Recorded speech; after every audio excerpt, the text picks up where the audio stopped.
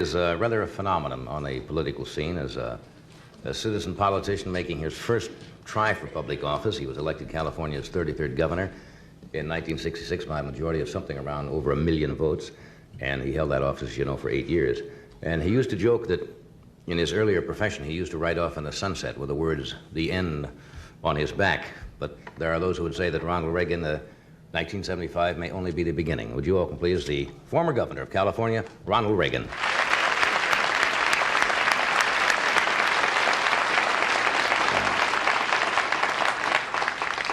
Nice to see you.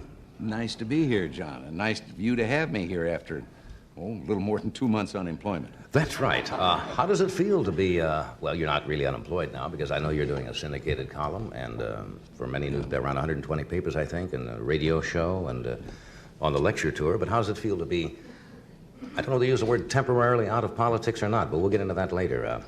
How does it feel to be away from Sacramento? Well, it's doing what I'm doing. I wanted to for a long time. It's very exciting. And there's mixed emotions when you step down. There's always things that you had left undone that you'd like to have done, but then all of a sudden the curtain's pulled and that chapter's over and... somebody else takes over? Yeah. Did you have any major disappointments? What would you have liked to have done, or your biggest disappointment, and maybe your biggest highlight in office as you look back on it?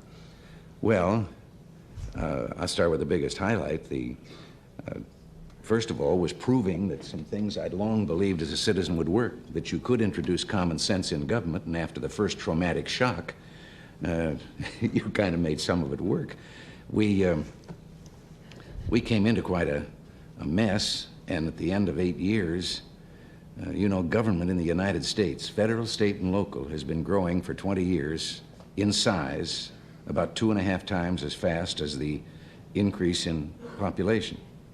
Except for the last 8 years in California. We turned over a government that was the same size as the one we inherited 8 years ago. There'd been no growth. And in some departments, this meant an increase of as much as 66% in the workload. Mm-hmm. But part of that was the welfare reforms. Right. Welfare was increasing here in California, 40,000 cases a month. And we left with about 400,000 fewer people on welfare than there were 4 years ago.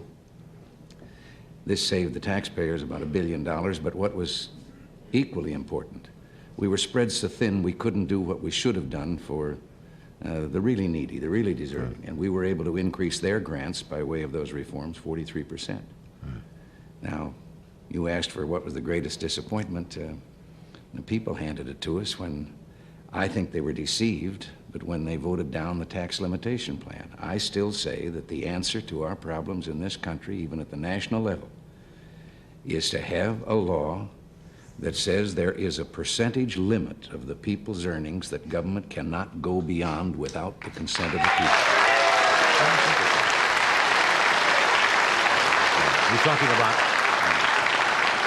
talking about the gross income of the country and how much they can appropriate for, That's right, for federal projects. See, when you and I were boys back in the Midwest, right, governments, federal, state, and local, were only taking about 15 cents out of every dollar earned. Today, they're taking almost half of every dollar earned in the United States.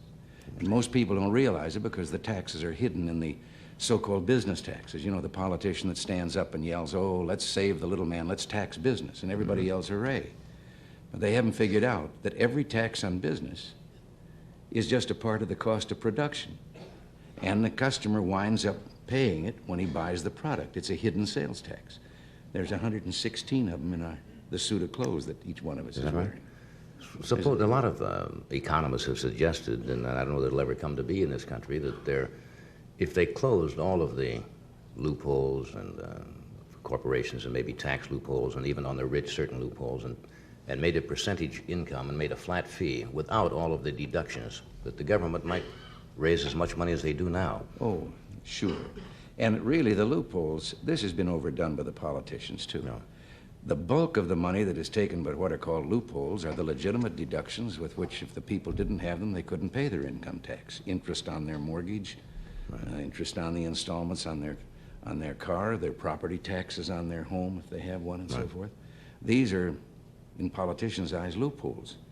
But we ought to have tax reform, and we ought to start by making it so simple that you don't have to hire a lawyer to find out how much you owe every year. That's for sure. It used to be a little simplified, but not anymore. Johnny, we live in the only country in the world where it takes more brains to figure out your income tax than it does to earn the income. You might be right. Why do you think people are they seem to be so disheartened now? I know, let's don't get into the Watergate thing, but that certainly had something to do with the antipathy, I think, of a lot of people toward government. Now we see these revelations, or whether they're revelations or at least accusations that possibly the CIA has been involved in some operations that they shouldn't have been involved in, certainly domestically. And people really get turned off. How do you turn people around and say, all right, now, we're not going to do this anymore? And every day you see more of these things, and I think people withdraw further and further. And that's too bad. I know, and I think part of it is because we're being bludgeoned every day. It's news. Bad things are news. We just, every day we pick up and they record another 0.1% unemployment and so forth. We keep hearing the bad things. We hear the accusations, and we're kind of used to accepting the accusation as proof of guilt. Now, I'm on the CIA Commission, so I'm rather limited. I cannot talk at this stage. That's true.